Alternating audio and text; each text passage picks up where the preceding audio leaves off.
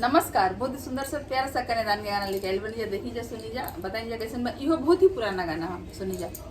कथी के चढ़ैया पापा बैठल बाड़ा हो, हमरो के बैठले बाड़ा हो, हमरो के बैठले बाड़ा हो।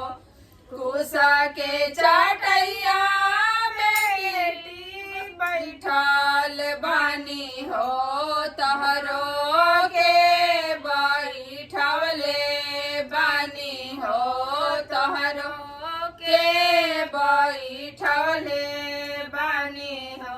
के कर हथवा पापा धैले बाड़ा हो, हमरो के धारवले बाड़ा हो, हमरो के धारवले बाड़ा हो।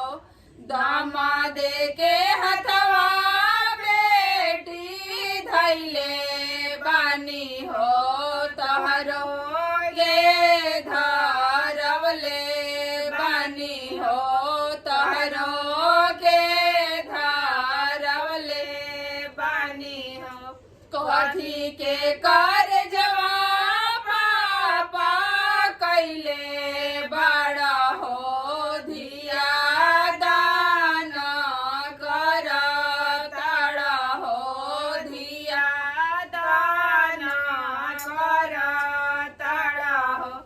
गाठा के कर जवाब बेटी कैले बानी हो, धिया दान कर तानी हो, धिया दान कर तानी हो। कथी के चटैया चाचा बैठल बाड़ा हो, हमरो के बैठवले बाड़ा हो, हमरो के बैठवले बाड़ा हो। धन्यवाद। कैसा लगा था गाना जरूर बताइए जा। पसंद आवे गीत हमनी के अच्छा लगत होके तो एकरा के लाइक कर दे जा और ज्यादा से ज्यादा शेयर करी जा। हमनी के चैनल पर पहली बार अगर देखत रही जा हमनी के तो सब्सक्राइब जरूर करी जा। और हमनी के फेसबुक के पेज बा, इंस्टाग्राम के पेज बा, ओहिजो जाके देखी जा। धन्यवाद।